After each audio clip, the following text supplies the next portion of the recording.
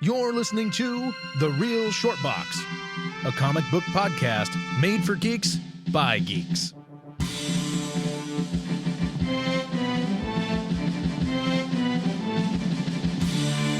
Hello, everyone, and welcome to The Real Short Box, the podcast that brings you entertainment and knowledge. My name is Dr. Kevin, and to my left is the Laird himself. Donald. Yeah, me. And to the left and in front of me, he is the man, the king of the Buckeye State.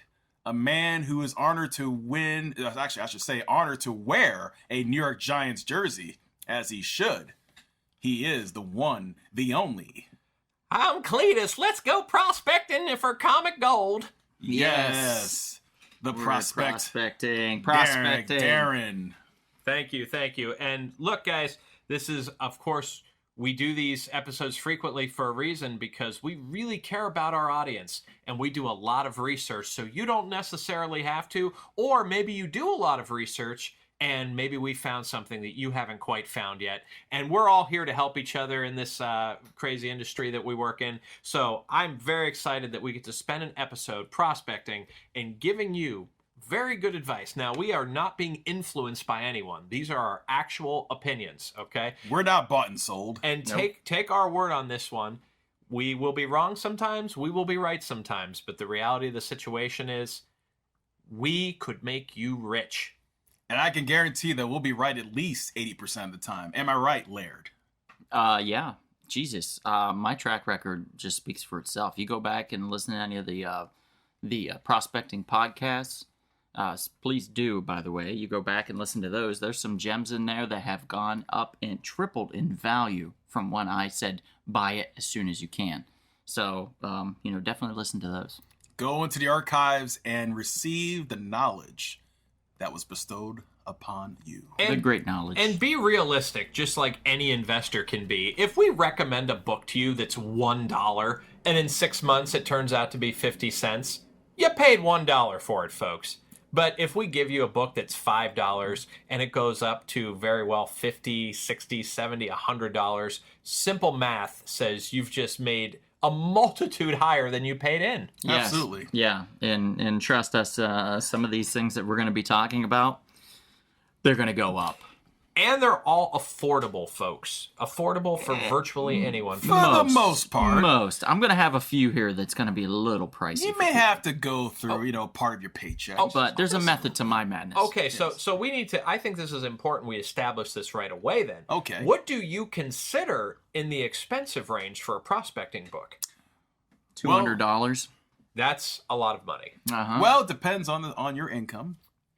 No, but that's something you could possibly miss. Well, it's still a lot of money for a lot of listeners. I can guarantee you that. It's a lot of money for me. And it's a book, guys. Yes, true. Yeah. it is. So 200. So 200, that can get up there. See, I was thinking anything north of like 40 or 50 bucks, someone's going to notice that missing from their wallet when Right. they're paying Yeah. for a collectible. Kevin, don't check your wallet anytime soon. Okay, I understand.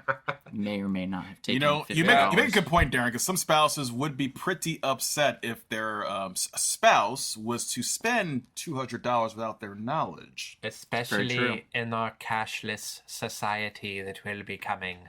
Oh, no. Also, the Society of Cryptocurrency. Oh, from the planet Krypton? Is this a Superman thing? It could be. Ooh. But you cannot use Bitcoin. You know what store you cannot use Bitcoin in actually to purchase your comic books? Oh, I know who it is. Spiro's Heroes. In fact, we should probably listen to an advertisement for them right about now. Oh, sorry to interrupt, everyone. Just wanted to mention real quick about a shop in Canoga Park, California called Spiro's Heroes. Elliot, the proprietor of the store, has over 300,000 books in what's called the Temple of Comics. That's Spiro Heroes in Canoga Park, spirosheroes.com. Wow, what a great advertisement. It's just amazing how vintage that advertisement is. We really need to do a new advertisement. That voice is starting to, get to me now. I'm starting to hear it in my dreams for some reason. That voice makes me think of just well-endowed things. I don't know why. It's just Do you mean kind of like long, tall towers? Yes. Yeah. Well-endowed comic book collections. Yes, there we go. I see. That's what I meant. I see. That's exactly what I meant. So, speaking of vintage, guys, I have a feeling a lot of these books that we're going to drop tonight are books that are quite vintage, to say the least. And let's be real, there are millions of comic books out in the world at this point, but we know there's a value assessed for a lot of them. However, you can't get every one of them. So let's get started here. Kevin, I know you have a collection, and I know while you're sitting here grinning from ear to ear at the fact that your Incredible Hulk 181 is at least $3,000 at this point. You know, it's funny you mention it. It's getting pretty close to that, interestingly enough. I just saw one sell on eBay, close in at around $2,250. That's generous from the numbers I've seen. Yeah, it's getting I'll there. be perfectly honest. Like I've seen, and of course it depends on the condition that it's in. Absolutely. So I must ask you, what Yes. condition is yours in? It's a CGC 5.0. Okay, 5.0 is nothing to scoff at. And the man to my left, the one who calls himself the Laird, he also has a CGC 5.0 copy. I do. Wow. And he looks at it every 2 weeks. He smiles, he gets on his knees, and he's thankful for it. Okay, I'm glad you ended it with that part. Okay, yeah, yep, very thankful for that book. Yes, very thankful for that book. But speaking of books, you have something here that you think could be worth potentially much more than it is now? I do. I will start with Strange Tales number 157. It is the first appearance of the Living Tribunal. Ooh. Now, for those of you who have seen the Doctor Strange movie back in 2016, it was briefly mentioned when you saw Baron Mordo hold the staff of the Living Tribunal. Mm-hmm. And I believe with the next movie coming out that was announced called The Multitude of Madness, there's a very good chance we might see Multiverse or multitude? Multiverse. Okay, you said multitude, I think. Did I say that? I'm so sorry. so. I'm so sorry. Judge rules, you said multitude. Forgive me. The Multiverse of Madness. And I believe you will see the Living Tribunal because, after all, he is a cosmic entity that deals with the multiverse.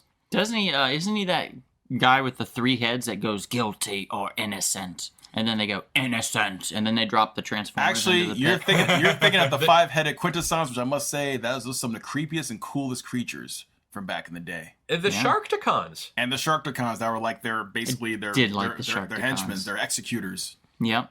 I know somebody that would really like a Sharktacon, like toy. Those things are huge too, if I recall. They were, the die-cast kind of a metal back in the 80s when they made Transformers to last.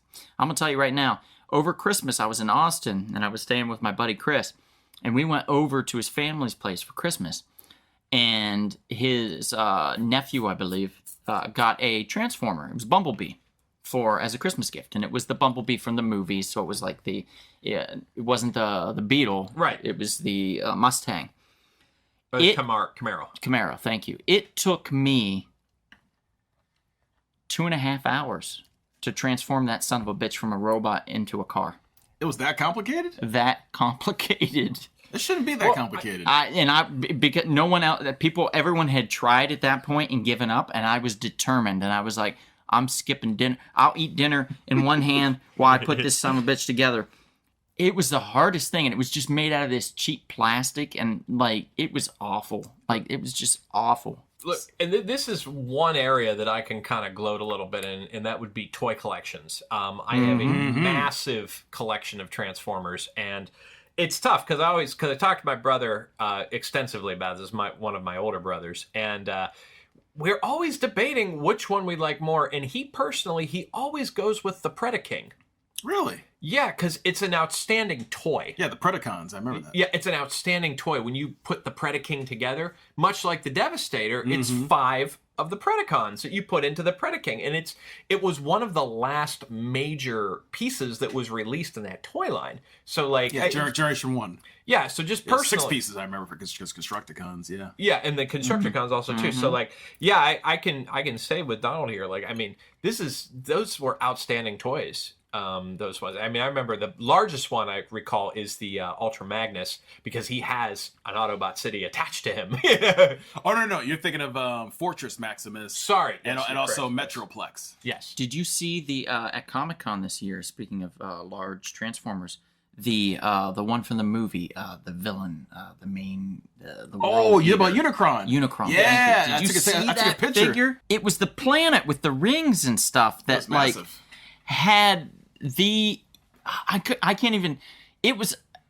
I don't think I could hold it with both my arms. You need a Darren couple and I guys. would You need have a to couple stand. guys. Yeah, we would all have Yeah. to stand in a circle to hold this son of a bitch. It was so large. I didn't even see what the price tag on it was. I didn't even want to check, but I will tell you, you have to have a mansion in order to be able to afford to have the space to put that thing in. You know what it And reminds me no of? child should be allowed to play with it. You know, yeah, it's true. You know what it reminds me of? You remember a few years ago at WonderCon? I think I showed you this. You remember on G.I. Joe? Kevin, we're not going to talk about in the bathroom that thing, right? Because you said the staff cleared it up. There you go again. I don't know what you're talking about there, but what I meant to say was Oh, okay.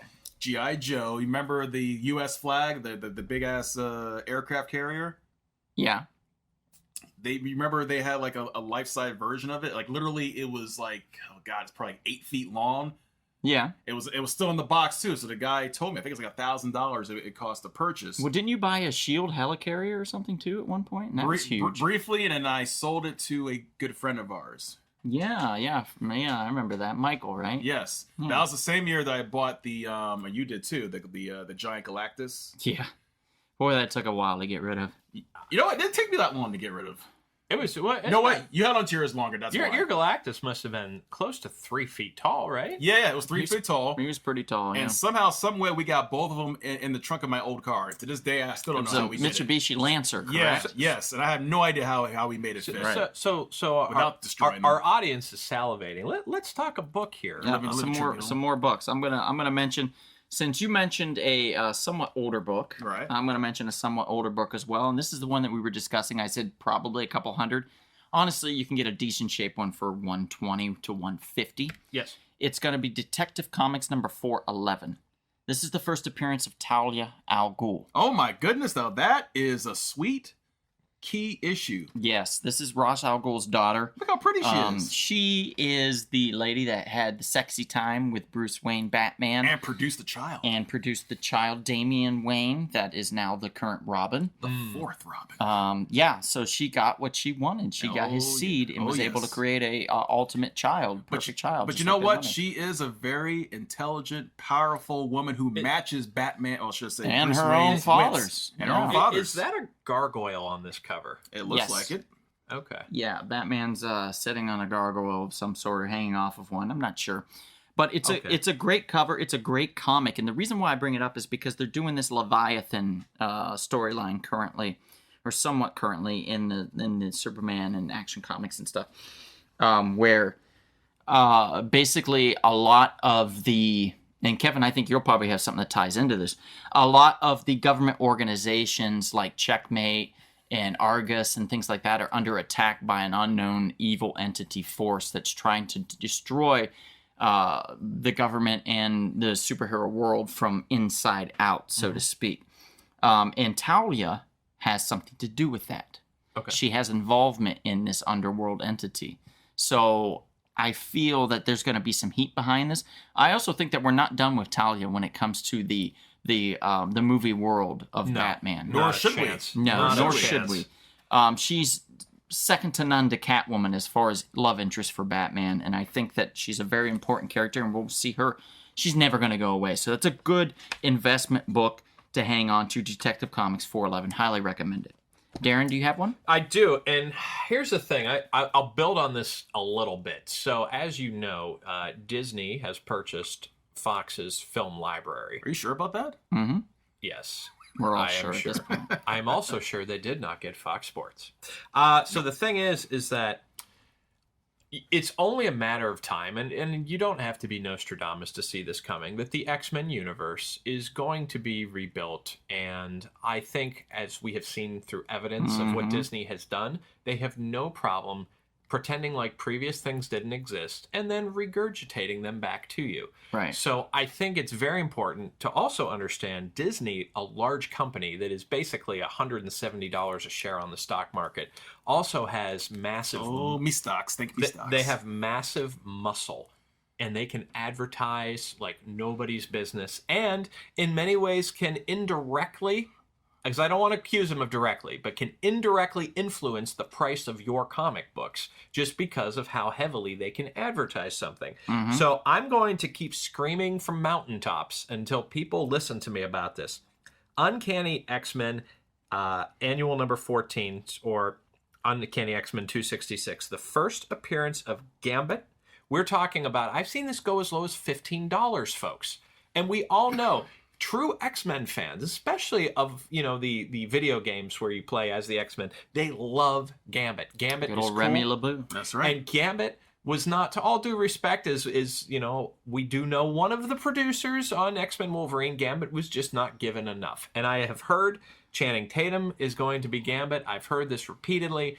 It is only a matter of time before Gambit is in this universe, and if you really, it's going to be a popular character on film. I'm sorry, it's just going to be a huge character. You need to get this. I've seen, basically, I don't want to be too inaccurate. I've seen 15 to 100, for that. But honestly, that's very low in my opinion. I've seen it go for, usually 50 seems to be the norm for what I've seen oftentimes for a decent copy. Yeah, and loosen your cryptocurrency and your cash and your debit card. Trust me, this is a good book. And solid this is investment. A popular character. Agree 100%. Both books, yes they are. And just to throw it out here, recently I went at a second run in theater and saw Dark Phoenix. Okay. Ooh. I actually really enjoyed it. You don't say. I did not find it the best movie ever. Right. But I will say for the $2 I paid to go see it, and after hearing so much trash talk about the movie itself, I had a fun time at the movies. So you enjoyed Sansa Stark as Jean Grey? Not so much. Oh. She was kind of a wet noodle. I see. But I will say some of the scenes in there, the fight scenes in general, were beautifully choreographed, and Magneto is A+ tits in my book. He's a winner. Mr. Fassbender, he brings it. Fassbender does bring it. So this is a key question that I would bring to you, because people who usually knock films like this, is it that the movie, it seems to go along, you had a fun time with it, but was it not fresh in the sense that, because I could tell from the trailer, I feel like I saw that exact scene in the neighborhood in X-Men 3. That X-Men 3 was garbage. But my point is I've seen it. Garbage. It looks like it's kind of redone. Is my point. I will say X-Men 3 has one winning thing in it, and that would be casting Kelsey Grammer as Beast. Of course. I've never seen a more perfect casting choice in my entire life than Kelsey Grammer as Beast. We don't get him in the new one, of course, because it's back in time. But it looks like we are dealing with the 90s, essentially, around that time and stuff. So, I mean, that scene that you're talking about, it's very brief. Okay. It's not a long time that it dwells on that. Yeah. So it's not something that bothered me. One of the things that did bother me, besides Sansa Stark being the Jean, is that Quicksilver does not get enough screen time. He never does. He's barely in it for like a couple seconds, and that's it. And this is the Quicksilver that we all want. Yes. This is the Quicksilver they did right, for God's sakes. Give him more screen time. Disney, give him his own movie, please. Team him up with his sister. Not even with his sister. Team him up with Hercules. Oh, I know, that'd be fun. That'd be fun. One likes to drink, the other one likes to play games and run around and stuff. I think it'd be perfect. Kind of like Archer and Armstrong from... Yes! Yeah. Kind of, yes. Well, the point that I'm trying to get at is, so if you take like that... The point I'm trying to get at, if you take like that Josh Trank Fantastic Four, for example. Yeah. Now, people told me... Not nearly as bad as I thought it would be. Right. People told me it was the worst of worst. Mm-hmm. But I'm with you, Donald. But here's the thing. I think the criticism for a movie like that comes from the fact that it's not fresh, feels very stale. And got bad press. We've ran over this territory 100 times. Do you think Dark Phoenix, maybe it got picked on because we've been over this material before? Yeah, absolutely. Okay. Because it's a reboot of the same story. And they didn't change exactly much.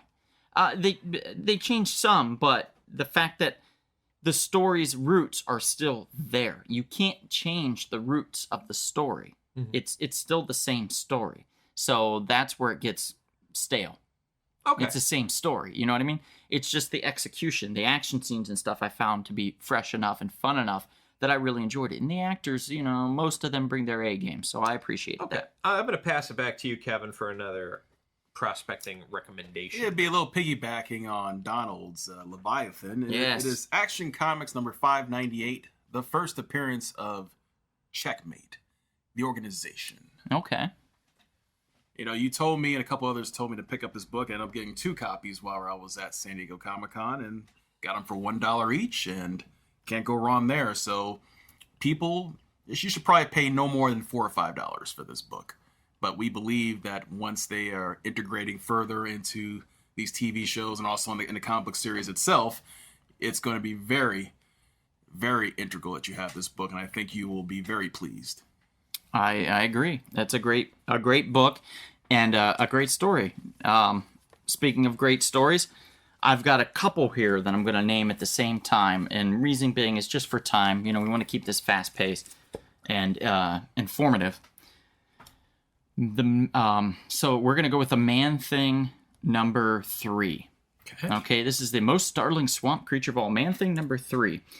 And we're talking about the first appearance of the original Fool Killer. Oh, Jared, you'd be so happy. Yes, Jared would be very happy.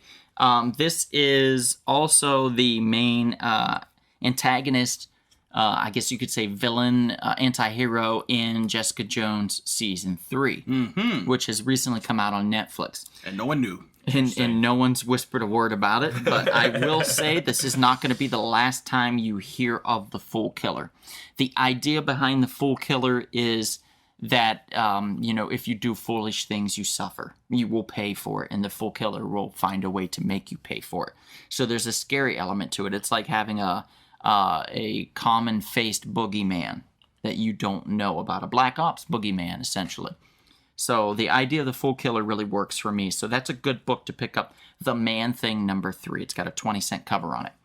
Another oldie but goodie that I'm going to highly recommend is going to be Captain America number 217. Now, this book, by the way, the Man-Thing book, you could probably pick up for anywhere from, if you're lucky, $10 all the way up to $30. So not a great investment, not a big investment. Okay. This one, though, might be a little more. Captain America 217. This is the first appearance of Quasar. Now, him as Quasar himself. Quasar is what we would say a outer space character, so to speak. He fits in well with the Guardians of the Galaxy, the Silver Surfer, those guys out there in that world. Cool costume. Right. Great costume, great character that we don't hear much about. So I feel like Quasar is going to be coming. It's just a matter of time. This book itself, you can get it anywhere from like $35 all the way up to $90, depending on condition, and if you get lucky. So that one, you could have a minor investment to a major, somewhat major investment with this book, but I highly recommend you pick that book up. And Darren, you have any? I do. I have a couple. I'm going to stick with my X-Men theme first. I'm going to go with Ms. Marvel 16 and 17, which is the first cameo and appearance of Mystique. Ooh. I've seen this come in a range of $20 to $30. I think that you're seeing of course, in the film industry, and we never know how long this will last, but you have seen a big influx of women that are physically strong and aggressive. And the thing is, when you take of something like Mystique is a complex character. Mystique, in a parallel way, really talks about female appearances. And I think this is a character that's not only important to the X-Men, but it's a timeless theme that you could very easily put into a movie. And I just, honestly, I don't know how this is still sticking around. I mean, Mystique was basically the first X-Men in the original X-Men movie that I remember seeing. I haven't seen it in a while. Forgive me if I'm wrong. Don't fact check me. But she was early in the because she was undercover, and it was really cool seeing her, Rebecca Romaine Stamos at the time, transform, into this blue creature. Sexy, crazy, like those deadly. Eyes. And those eyes. Everything just worked for that character. And Jennifer Lawrence, to me, she's not spinning my world around, right. But she did a good job with the character. She did the character justice, I feel. And she's the mommy of Nightcrawler. And look at the way that not in that world. Not in that world. But the thing too is with Lawrence is that she got all the beats down of the character, and I just don't think that character's going away. Especially, look, here's the reality for me at least. This is my opinion. If I make you rich off this, just give me a hand out there, universe. It's fine. My thoughts on this is that Marvel, with the MCU, has oversaturated you so much that they cannot continue. You saw this with Spider-Man. I don't think you can keep going with your current library right now without people getting tired of it. But if you redo X-Men, they're going to need to do that. You can redo Fantastic Four. These are going to get very popular very quickly. Yep. That's just how I feel. I'll hit you up with one more here. Obviously, as a big Iron Man fan, I will yell at any member of the audience that didn't hear us the last time. Invincible Iron Man 118, first Jim Rhodes, under $20, people. I agree 100%. This movie has been how close to getting made multiple times, folks. And it's not big. It's because a little thing didn't work out. It's not that they don't want to do it. So just get right on it, folks. All right. Give you my quick two. There is the 52 week 11 issue back in 2006. First appearance of Kate Kane, Batwoman. Yes. And with the Batwoman TV show coming to the CW, it'd be a good idea to get your hands on it. Although, hopefully it gets better. Don't pay too much. Don't pay too much. Definitely check out our podcast where we talk about some individual that happened to come in and be a guest, talk about their viewing of the first episode, the pilot of the Batwoman series on the CW. It's definitely worth checking out. Indeed. He had great cologne. Yes, he did. Okay. And then my last one I think you'll have a very great joy with. Avengers 195 and 196 together, the first appearances of the Taskmaster. Yes. Wow. Yes. One's the brief and one's the first full with the cover. Yes. Very cool character. He's going to be popping into the Black Widow movie. Yeah, Yes. the Black Widow movie. Now, 196, I have to be honest with you, it's triple digits, even for crappy copies. So your best bet would probably go after 195 to find some a little bit more affordable. But if you can do both, please grab both. Now, you gave me a good idea, and I'm going to turn it to you, Donald. You gave us one earlier. You gave us a real heavy hitter, a real expensive book. Can you give us another book that it's like, man, that's a lot of money, but oh boy, this is a big win. Jeez, it put me on the spot here. But as far as like, for me personally, the most recent big win I have is Flash 140. I think it's a solid investment. It's the first appearance of Heatwave. Okay. Who's in Legends of Tomorrow. Great character, played by Dominic Parcells, I believe is his name. Dominic Purcell, yeah. Yeah, great actor, great character in the series, which I love. And they have yet to do a Flash movie, so, if they do, Captain Cold, Heatwave, those guys are coming down the pike. So investing in those, $150, $200 isn't something that you wouldn't see. You know what I mean? It's you definitely see that being thrown out for those characters. But also, too, it's interesting because characters like that, I feel for a Flash film, are very easy to produce. Very easy to put on the screen. Because the thing is, look, Kevin and I, we've talked about this in our previous Great Villains podcast.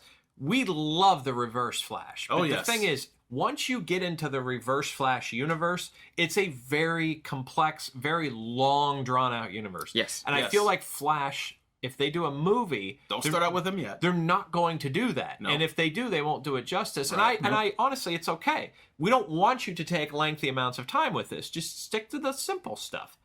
And Fire and Ice, Heatwave, Captain Cold. You're right on the spot with that one. That works for me. Or the Boomerang fella, Captain Boomerang. That's true. Love Captain Boomerang. And I'm going to put a heavy hitter here. Obviously, this is no secret to anybody. Amazing Spider-Man 361. You should have got it graded yesterday. I apologize. I think I gave you the same note last time I mentioned this. But if you do have this laying around, because if some schmo like me could find this book 15 years ago, I know folks out there easily probably have this one. Just waiting to blow up. And if I might add, you still have some time. Grab it before that next movie comes out, because I can guarantee you it will be a permanent triple-digit book if you don't. I would even say grab it before the trailer. Oh, yeah, absolutely. Carney, J.K. Cletus Cassidy, yeah. And Woody Harrelson's great, right? Absolutely. Yep. It's Woody Harrelson. Before I know, Kevin, do you have any more? I got one more I can throw out real quick. Okay, great. Very, very recent book, and I mean recent book. Teenage Mutant Ninja Turtles number 95 from IDW. This is the first appearance of a new female turtle called Jenica. It's getting a lot of hype. And, I was lucky to procure a final copy from one of our local shops. And you got me and Darren also an extra copy, which we really appreciated. Yeah, that was awesome. Yeah. Thank you. October. That's my birthday month. It's coming soon.